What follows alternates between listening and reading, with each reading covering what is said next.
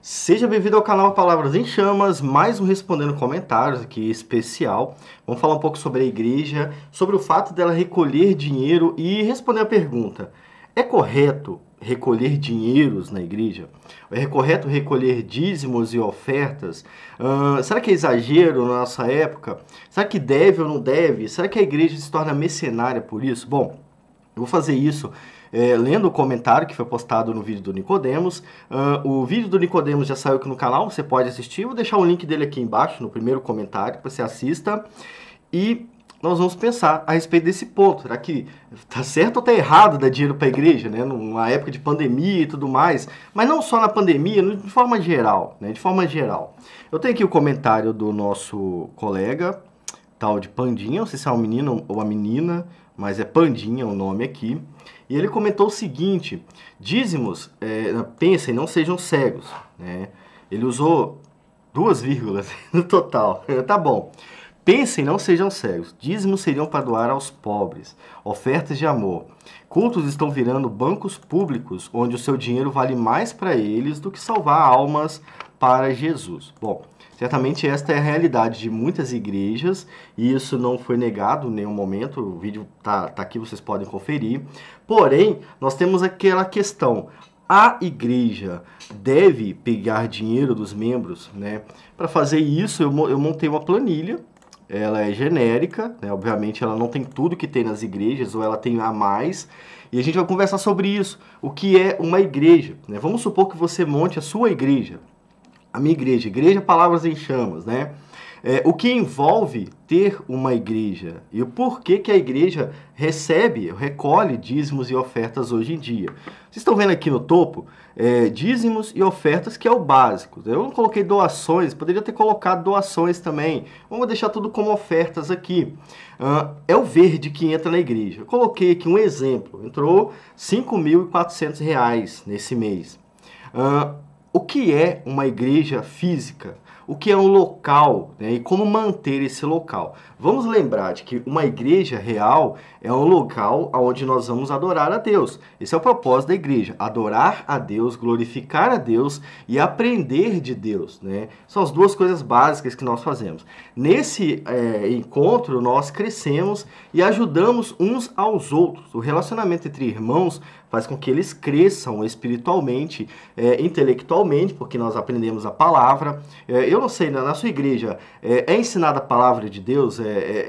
Há preocupação com o ensino da palavra de Deus? Coloca aqui embaixo. Uma das preocupações da igreja, como você pode ver em 1 Coríntios 12, 13 e 14, é o crescimento mútuo, né? Os membros ajudam uns aos outros lá.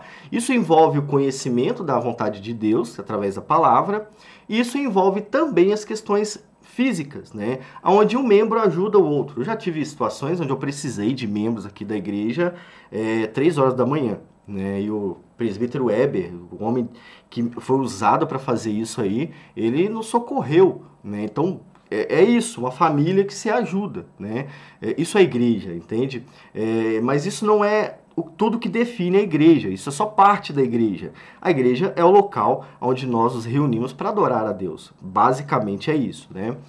Agora, aqui na nossa igreja, nós recolhemos R$ 5.400. As contas básicas são essas aqui.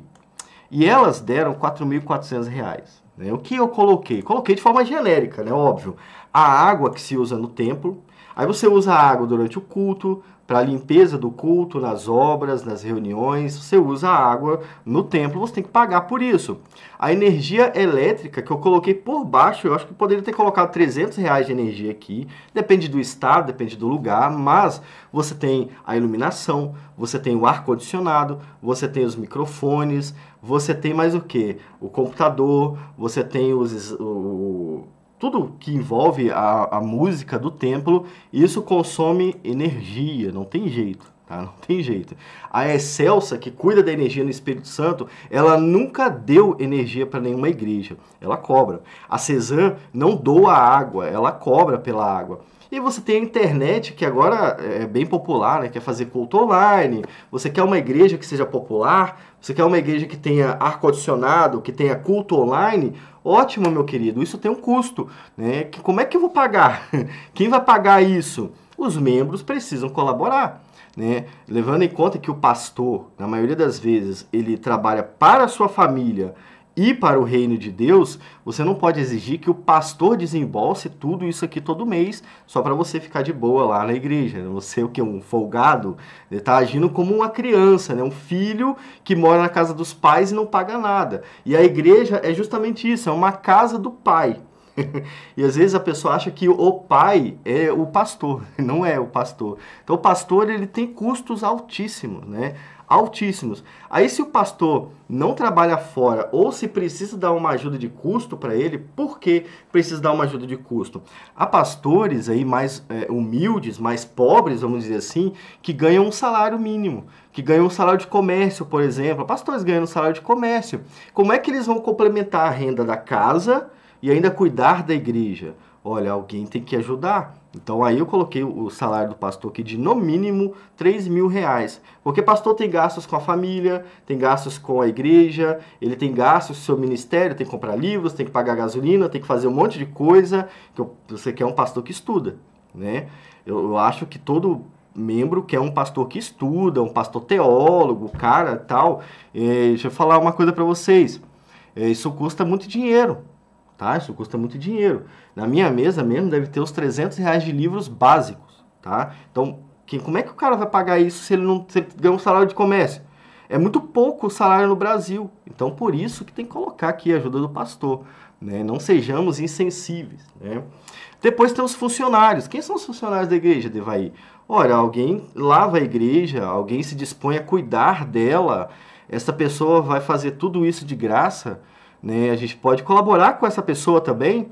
Eu coloquei R$ 1.000 aqui, mas eu não sei como é que é o salário de comércio, ele colocar o salário de comércio. Eu coloquei números redondos, né? Porque é só para você entender o que acontece. Então, tudo isso aqui é o gasto mensal de uma igreja. R$ 4.500. A igreja recebeu R$ 5.400. O que ela vai fazer com o restante do dinheiro? Na verdade, não está sobrando dinheiro. Está faltando. Por quê? A igreja tem obras, não tem? Tem que cuidar da igreja, então tem que ter um fundo para obras. A igreja tem material didático. Quem que vocês acham que dão as revistas da escola dominical? Vocês realmente acham que o pastor ganha? Vocês acham mesmo que Deus faz cair do céu a revista escola dominical? Não faz, irmãos. A revista escola dominical na cultura cristã custa R$ 1 e pouco. É a mais barata que tem no Brasil. Acho que é uma missão que ela faz, né? Ela quase dá a revista de graça. Só tem que pagar o frete e tudo mais. Mas há revistas de R$ 12 cada uma. Cada uma, né? E aí, quantos membros tem na sua igreja? Multiplica. Porque a editora não vai te dar a revista de graça, tá? Você vai ter que comprar ela. Botei R$ 500. Eu sei que não é mensal, mas é um caixa para isso, né? E os missionários? Quem que vai ajudar os missionários? Você está mandando dinheiro para missionário? Não tá, eu sei que não tá. Você está mandando dinheiro para missionário? Fora o dízimo, esquece o dízimo agora. Você colabora com o missionário? Não colabora. 10% colabora com o missionário. Eu conheço missionários, eu sei como é que é a realidade. Quem ajuda os missionários? Atualmente nem a igreja, porque as pessoas não estão colaborando com isso, né? E aí o reino de Deus vai ficando o quê? Estacionado. Então, é preciso ter um caixa para colaborar com os missionários. E as doações? Tem que ter doações também, né? Algum membro pode ficar em falta de alguma coisa, você pode ter um gasto médico com algum membro e vocês acham que o hospital vai olhar para vocês e falar: não, mas essa pessoa é membro da Igreja Assembleia de Deus, então nós vamos cuidar dela, de graça. Não vai, irmãos, não vai. Não acha que o mundo é desse jeito, não. Aqui é tudo pago. Só no céu que é tudo grátis, mas aqui é pago, tá? E aí nós temos as reservas de urgência. Quebrou algo da igreja, né? O púlpito quebrou. Você sabe quanto custa um púlpito? Um púlpito custa pelo menos R$ 100. O pior púlpito que você vai ver, aquele que você pode fazer em casa, tá? O púlpito, aquele estilo Lagoinha que você gosta, que você acha bonito, ele custa R$ 1.000. É isso que custa o púlpito daquele estilo do seu que church. R$ 1.000 para você apoiar a Bíblia, que custou R$ 100. Entende? O banco da igreja quebrou. Deus vai mandar um banco para a igreja. Não vai, irmão. Você tem que comprar, é tudo pago nesse lugar aqui. Então tem que ter uma reserva. Olha aqui. o gasto mensal de uma igreja? O gasto não, né? O valor necessário para que você saia da sua casa, vá em segurança para a igreja, adore a Deus com tudo que você pode ter. R$ 29.000. Para que ela se sustente, claro. Quanto é que você colaborou com a igreja esse mês? A igreja arrecadou R$ 5.400. Será que o pastor está jorrando dinheiro? Olha aí o número. É só observar. Agora, esta não é a realidade de todas as igrejas, eu sei, tá? E é claro, eu não tenho como adivinhar qual é a realidade da sua igreja. É só um exemplo para você ter uma ideia. Entende por que é importante colaborar com a igreja, irmãos? Isso aqui é o que elas precisam para trabalhar. E aí, não importa se você dá dízimo ou oferta, você pode usar o nome que você quiser, mas você tem que colaborar com alguma coisa. E não estou falando de dar R$ 50, só se você pode dar mais, não. Quem não pode dar muito, dá o que pode. Quem pode dar muito, dê muito. E quem pode dar pouco, dá pouco. Vocês estão fazendo o padrão, né? O padrão para tudo acontecer. Agora, vamos continuar vendo o comentário aqui. Isso aqui só serve para mostrar que a igreja, ela existe no mundo físico, tá? E para existir no mundo físico, ela tem que pagar.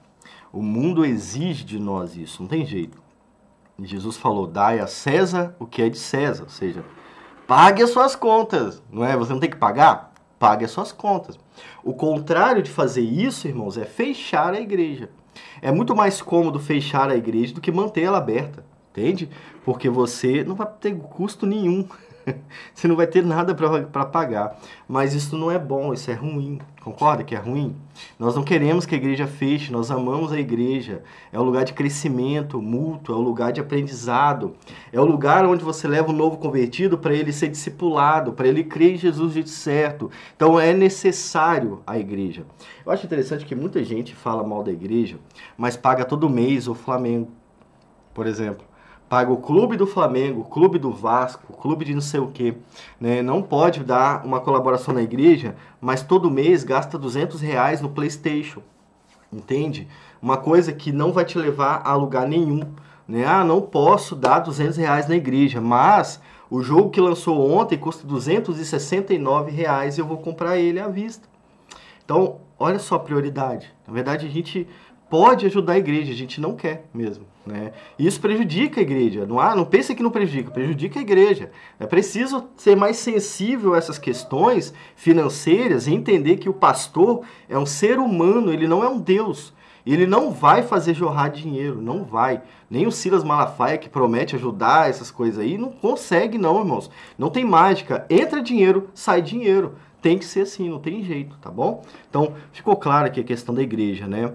Vamos ler o restante do comentário aqui. O Pandinha, na verdade, ele só errou onde ele não colocou que tipo de igreja é essa aqui. O tipo de igreja que ele está citando é uma igreja neopentecostal que adota a teologia da prosperidade, entende? O Nicodemos deixou isso bem claro na entrevista e o Pandinha também deixou isso bem claro. O que acontece? Eu estou lendo aqui um livro, ó, Jogos de Poder, Poder e Manipulação, escrito pelo Jacob Petrie, acho que é assim que fala. O que acontece? Nesse jogo de poder e manipulação, eu posso pegar uma informação, distorcer a informação e usar ela contra o meu inimigo. Posso fazer isso, entende? E não se engane, foi isso que o Malafaia fez. Sem saber ou sabendo, foi isso que ele fez. Ele pegou o que o pastor Nicodemos disse, distorceu e entregou para os pentecostais. Isso é uma técnica, é uma estratégia desumana fazer isso. Vocês não devem fazer isso para crescer, entende, irmãos? Porque isso é pecado, isso é mentira, isso é ignorância, sei lá, é falta de amor, é falta de humildade fazer isso, é errado, de qualquer forma é errado. E foi isso que o Malafaia fez. Estou falando a verdade, foi isso que ele fez. Ele pegou uma verdade, distorceu a verdade e jogou no colo dos pentecostais. Só tem um detalhe, não se esqueça, o Malafaia não é pentecostal, entende, irmãos? Ele abandonou a Assembleia de Deus. Em vez de uma história, ele saiu da Assembleia de Deus. Então ele não é pentecostal. E logo depois dele ter feito isso, ele atraiu para o seu programa. Eu assistia ao programa, eu vi acontecer isso na época. Eu comprei livros daqueles caras. Ele atraiu para a sua igreja pessoas que pregavam a teologia da prosperidade. Depois disso, o ministério explodiu. O ministério dele. E aí eu parei de assistir ao programa porque eu não concordava com essa teologia da prosperidade. Ficava prometendo bênçãos e tudo mais. Isto que eu estou falando é a verdade. Quem assistiu sabe. Pode confirmar aqui nos comentários. Foi isso que ele fez. Agora, como o pastor Nicodemos falou mal de um movimento herético e que está atrapalhando o crescimento do cristianismo no Brasil e que o Malafaia concorda, o Malafaia vai detonar o Nicodemos. Para quê? Porque ele está se protegendo. É só isso que ele está fazendo. Agora ele está vestindo uma capa de pentecostal que ele havia retirado, está dizendo para os pentecostais que Nicodemos disse uma coisa que na verdade ele não disse. Ou seja, ele está manipulando as pessoas, né? Esta é a realidade que aconteceu. Então, muitos de vocês que vieram no meu vídeo comentar e que odiaram o que eu falei, não leram a matéria e acreditaram lá no que o Gospel Prime disse ou no que o próprio Malafaia disse. Só que vocês não foram na fonte. Este é o problema. É preciso ir na fonte para entender. Esse livro que eu estou lendo aqui, eu não estou lendo para eu aprender a manipular vocês, não. Eu vou expor isso aqui para vocês não serem enganados. Vai sair vídeo sobre isso aqui no canal. Acho que eu vou gravar até hoje, tá?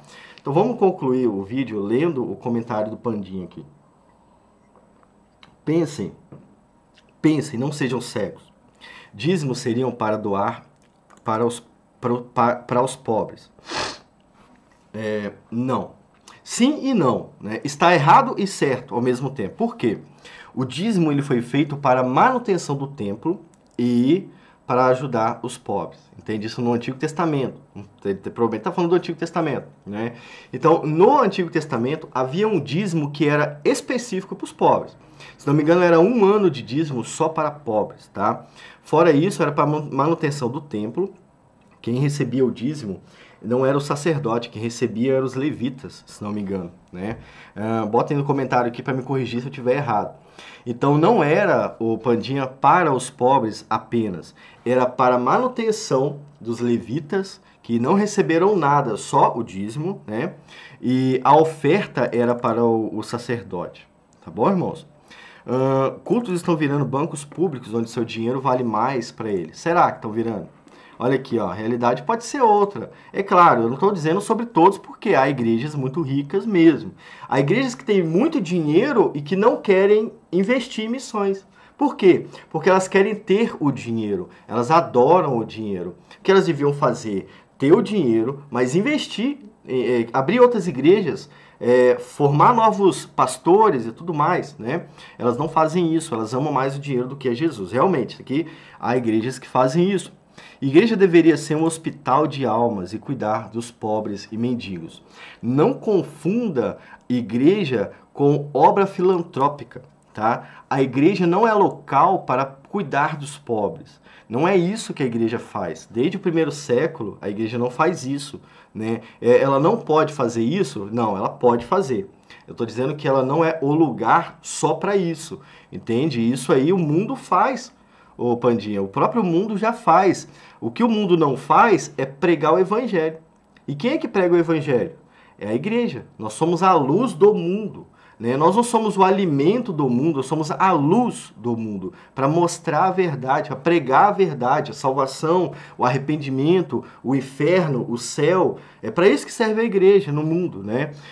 Mas ela deve fazer isso também. Eu até coloquei aqui na planilha, está aqui embaixo, doações. Tá? Agora veja que no Antigo Testamento não se doava dinheiro ou alimento para pessoas de outras nações. Tá? Não era assim que funcionava. Você recebia doação se você estivesse dentro do povo de Israel. Vamos supor que você fosse de outro lugar, né? Você era um egípcio, fugiu de lá, aí sei lá quanto tempo depois você parou numa das tribos de Israel. O dízimo ali poderia te ajudar. Né? O dízimo poderia te ajudar, porque você agora se tornou parte do povo de Deus, entende? Era assim que funcionava no Antigo Testamento. Mas A ideia que é pregada hoje é que a igreja ajudava os pobres de forma geral. Não que ela não deva fazer isso, ela tem que fazer isso também, mas não era isso que acontecia no Antigo Testamento, tá? No Novo Testamento isso também não acontecia. Infelizmente não é assim que acontece também. O Novo Testamento também vive uma crise, né? Eles são perseguidos, os falsos profetas atacam, os romanos matam e tudo mais, então não dá tempo de fazer tudo que eles poderiam, né? Mas o que eles fazem é o que? Vai lá em Atos 2, né? Você vai ver isso, Atos 2 ou 3. Eles tinham bens e eles traziam o bem para a igreja e a igreja cuidava deles. Eles traziam para o presbítero ou para o apóstolo e o apóstolo cuidava deles, tá? Então tinha um lugar para receber. Tem a passagem lá de Pedro, Ananias e Safira, onde eles recebiam dinheiro. Não era mantimento, era dinheiro. Era reais, tá? E com esse dinheiro, ele usava para o templo, para a igreja, para o local onde eles se reuniam, usavam com as pessoas mais carentes, estavam sofrendo da igreja. Tá? Essa é a realidade. É claro, se aparecer um pobre pedindo dinheiro, você não vai dar porque você não é crente, porque ele não é crente? Não, nada disso. Dê o alimento, cuide dos pobres, né? E pregue o evangelho para ele. Que tipo de alimento você pode dar para um pobre? Qual o melhor alimento que você pode dar para ele? Dá comida, mas o melhor alimento é a salvação. Prega o evangelho para o pobre, para o rico, para qualquer um que precisa ouvir, tá? Então, é isso que tá errado no comentário, Pandinha. Claro que tem igrejas assim, essas igrejas são as que enganam. Elas manipulam a Bíblia, né? Você entra numa igreja dessa, Pandinha, você entra lá pobre, desempregado, você entra com 50 reais no bolso. O cara vai falar que para você ser abençoado, você tem que dar esses 50 reais para ele. Percebe a lógica? Que não tem. Né? Como que eu vou ser abençoado se eu estou dando o último dinheiro que eu tenho para a igreja? Mas isso aqui acontece em igrejas neopentecostais que adotam a teologia da prosperidade. E como eu disse no vídeo, há igrejas que não são neopentecostais adotando a teologia da prosperidade. Por que adotam? Porque esse é o grande segredo de como ficar rico dentro da igreja, entende? Se você não pregar a teologia da prosperidade, os membros não vão querer colaborar. E é muito curioso que há igrejas corretas, há igrejas boas que não recebem doações, mas os seus membros colaboram com teólogos da prosperidade por trás das câmeras, né? Isso é muito curioso. Já aconteceu de um pastor falar comigo, olha, essa pessoa aqui não colaborava com a igreja, mas eu descobri que ela mandava dinheiro pro R.R. Soares. Olha aí, tá errado, irmãos. Tem que colaborar com a sua igreja aí próximo de você e não colaborar com falsos profetas, né? Tem mais pontos aqui, ó. Aqui, falou, Jesus caminhou pela terra e pregou fora dos templos. Não vi nenhuma passagem que Jesus cobrava por bênçãos. Jesus não cobrava, mas ele recebia. Lembre-se que Judas metia a mão na sacola. O que significa isso? Judas roubava dinheiro dos apóstolos de Jesus, tá? O que eles recebiam por onde passavam. Esse apenas não era o foco dos evangelhos, tá? Mas acontecia. Vê o apóstolo Paulo, vivia pregando dízimo, vê se ele vivia pregando. Ele não vivia pregando, mas ele pediu colaborações também. E ele pediu bastante porque as pessoas não queriam colaborar. Ele insistia para que as pessoas colaborassem sim com outras igrejas. Tem pelo menos uma passagem sobre isso no Novo Testamento, tá bom? Então, espero que vocês tenham entendido como funciona a igreja e como que esses comentários aqui estão certos e errados ao mesmo tempo. Estão certos em denunciar o que acontece em muitas igrejas, estão errados em falar que todas as igrejas são assim, tá? O Pandinha é só uma das pessoas que fez isso aqui, que eu quis mostrar para vocês, nada contra ele. O comentário dele me ajudou bastante a entender a cosmovisão de quem prega contra o dízimo. Eu sou a favor de ofertas, tá? Eu não chamo de dízimo, eu chamo de ofertas também, mas é dinheiro que entra também. E eu entendo a realidade de muitas igrejas e realmente não faria sentido ter igrejas no Brasil hoje com pessoas que não gostam de colaborar. Esta é a realidade. Você gosta da sua igreja, você ama o seu pastor, gosta de ouvir a palavra de Deus, não se esqueça, para ele custa muito caro. Para mim custa caro. Ó, no momento que vocês estão me vendo, eu estou falando perto de uma câmera de R$ 400, de um monitor de R$ 540, de um computador que custou R$ 2.600. tá? Aí vocês têm uma iluminação que custou cento e poucos reais, uma iluminação que custou 300 reais e uma outra iluminação que custou 100 reais também. O mouse custou 60 reais, o teclado custou 120 reais, tá? Essas camisas custaram dinheiro. E é isso, né? Só o software que é de graça. Só o software. Tudo custa dinheiro, irmãos. Por favor, colaborem com as igrejas. Não deixem elas morrerem, porque são elas que pregam o evangelho ainda. Mesmo que muitas estejam distorcendo o evangelho, há igrejas que pregam o evangelho. Conhece uma igreja que prega? Colabore com ela. Nem colabore só com o dinheiro, colabore trabalhando nela também. Nós precisamos disso. Posso falar sobre isso em outro vídeo, beleza? Fique com Deus, espero que tenham gostado do vídeo. Curtam o vídeo, comentem aqui embaixo, sejam membros do canal, seja inscrito do canal também. Fique com Deus e até mais.